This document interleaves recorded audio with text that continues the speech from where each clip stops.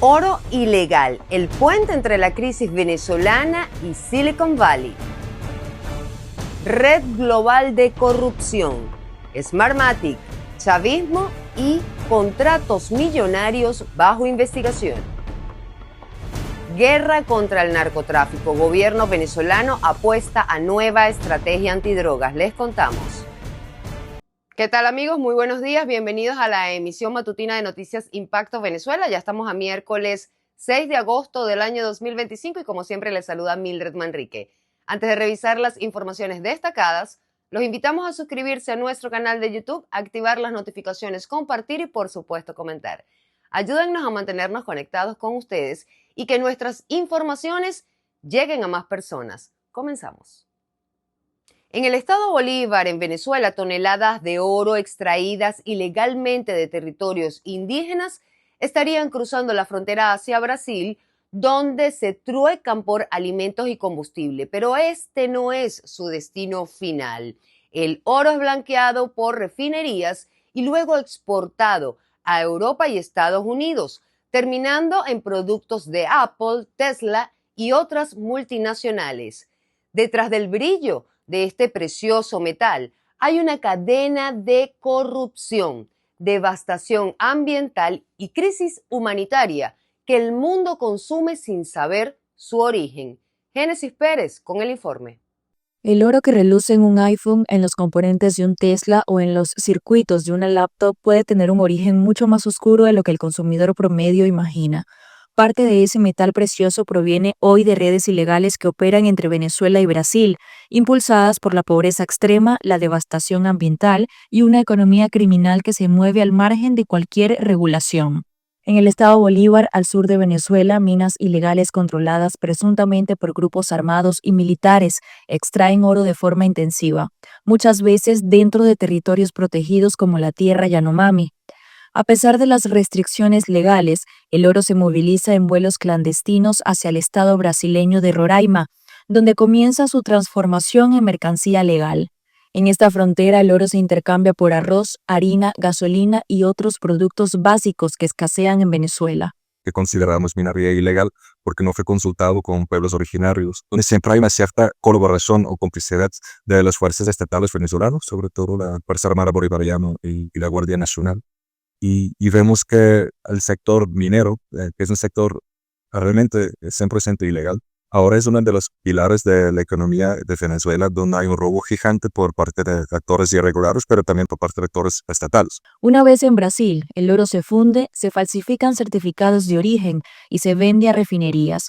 Desde allí, el metal viaja a Suiza, Italia o Estados Unidos, integrándose a la cadena de suministro global y terminando, sin rastro visible, en las manos de consumidores de Apple, Tesla, Amazon y Microsoft. La magnitud de este negocio queda en evidencia con la incautación de la mayor carga de oro ilegal de Brasil, con 103 kilos escondidos en una camioneta en las afueras de Boavista. El cargamento, valuado en más de 11 millones de dólares, tendría como destino Venezuela o Guyana. De acuerdo con la verificación, fue visto algunos puntos que precisaban ser aprofundados. Una verificación vehicular y cuando fue el momento de encontrar el producto dentro del vehículo.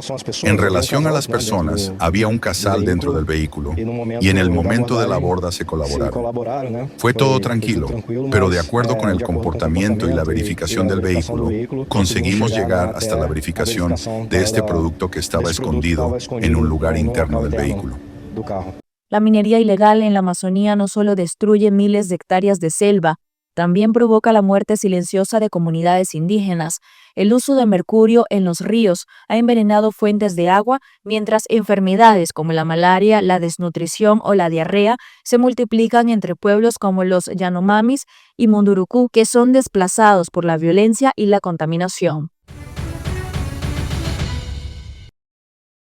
Interactuemos con la pregunta del día de Impacto Venezuela de lunes a viernes. La pueden ubicar en todas nuestras plataformas digitales. La de hoy es la siguiente. Cada gramo de oro que sale de Venezuela podría estar acompañado de una historia de hambre, violencia, devastación y complicidad. Pero, ¿hasta dónde crees que llega la influencia del oro venezolano en la corrupción internacional? Argumenta tu respuesta, los comentarios están a tu disposición. Te leemos en la emisión estelar. Incautaciones de toneladas de oro, avionetas en llamas y cifras que rompen récords. El gobierno venezolano asegura que está noqueando al narcotráfico, pero en medio de este gran despliegue militar y los titulares triunfalistas, la pregunta es inevitable. ¿Estamos viendo resultados reales o solo una puesta en escena?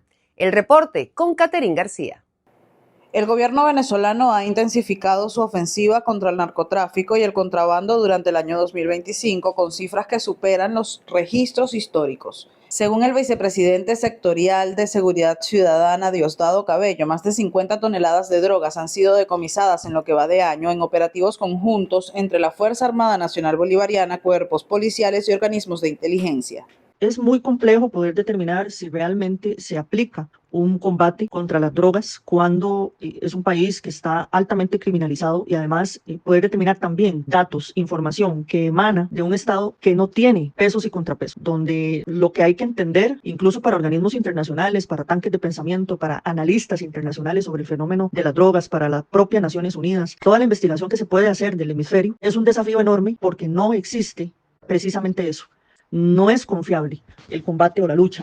Y efectivamente uno puede ver, como cuando se analizan datos del índice global de crimen organizado, que hay países que puntean muy alto en resiliencia, casualmente porque tienen un indicador de transparencia y de rendición de cuentas muy alto.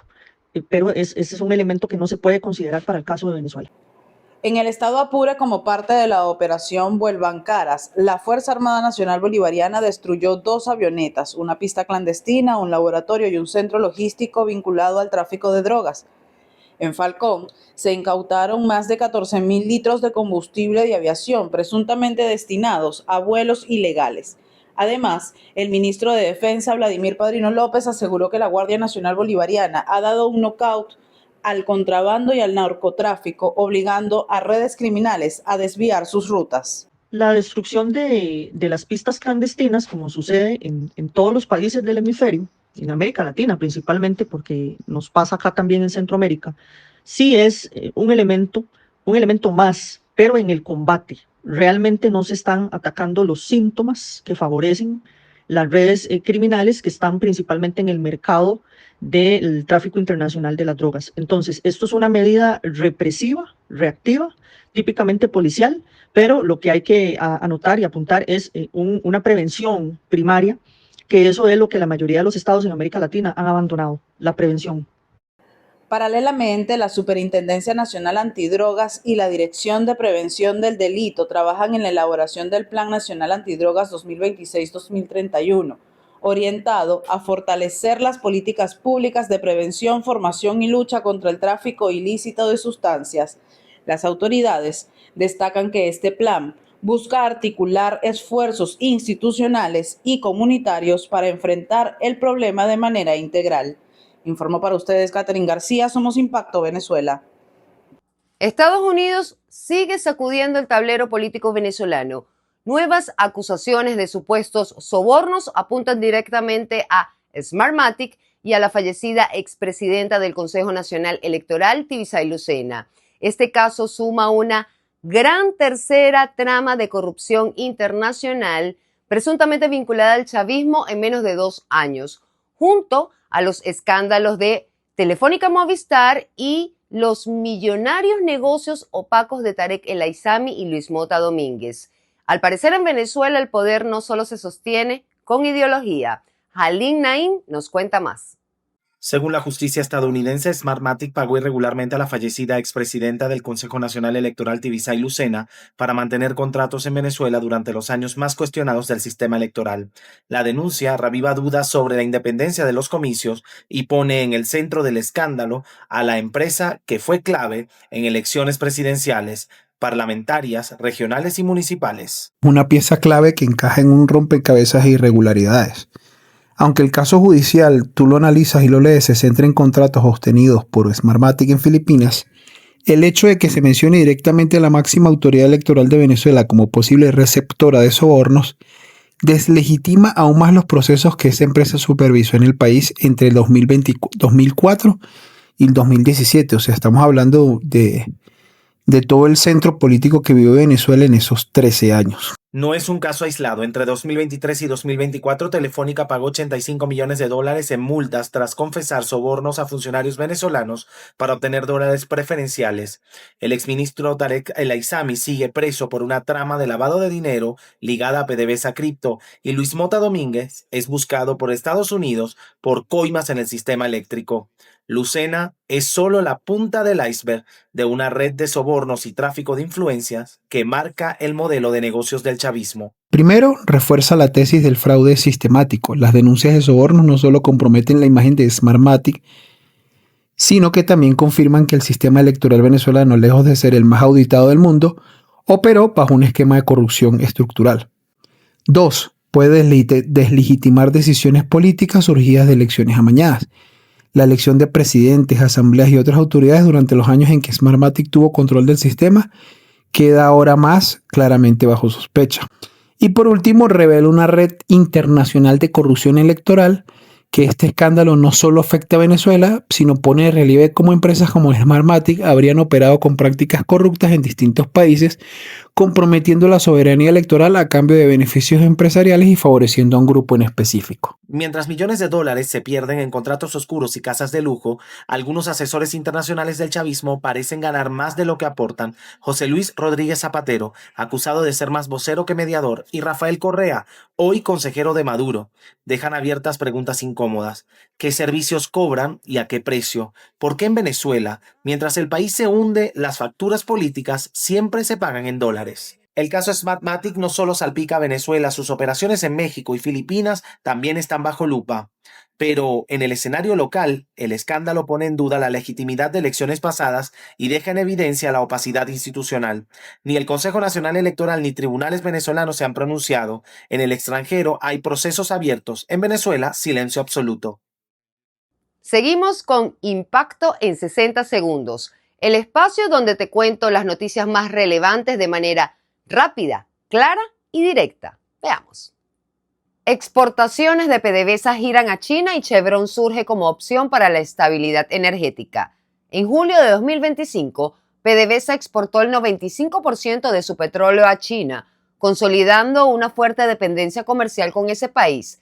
Esta concentración responde a las sanciones impuestas por Estados Unidos, que han limitado el acceso a Venezuela a otros mercados. Aunque garantiza su salida para el crudo, esta estrategia implica vender con descuentos y menor rentabilidad. Por otro lado, Fedecámara Zulia celebró la vuelta de Chevron de forma limitada al país, destacando su papel en la economía regional. Venezuela entre los peores países para ejercer derechos fundamentales. En el mes de julio, la ONG Espacio Público registró 18 violaciones a la libertad de expresión, incluyendo cierre de medios, hostigamiento a periodistas y detenciones arbitrarias. Al mismo tiempo, familiares de detenidos tras las elecciones de 2024 protestaron ante el Tribunal Supremo de Justicia denunciando torturas y condiciones inhumanas en prisión.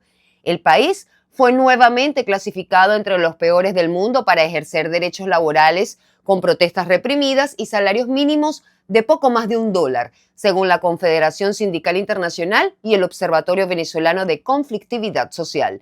Mientras tanto, de manera irónica, el gobierno nacional exige a la nueva oposición respetar el Estado de Derecho, pero condiciona su legitimidad a la adhesión al modelo oficialista. Un joven talento venezolano dejó huellas en el automovilismo internacional. Nos vamos hasta Italia, donde Alessandro González brilló en una de las competencias más exigentes del karting europeo. Desde el circuito Francia-Corta, el piloto venezolano Alessandro González se destacó en la categoría junior de la Rock Cup, posicionándose como el segundo latinoamericano mejor ubicado entre más de 50 competidores. Representando al equipo Tirayón Motorsport, González logró una remontada de 15 puestos en la gran final, cerrando en el lugar 21. Con este resultado, consolida su proyección internacional y se prepara para nuevas competencias dentro y fuera de Venezuela. Amigos, muchísimas gracias por acompañarme siempre en el noticiero de todos los venezolanos, información sin censura. Para más, ya saben que pueden visitar www.impactovenezuela.com y nuestras redes sociales @impactove. Soy Mildred Manrique, que tengan un excelente día. Nos vemos mañana.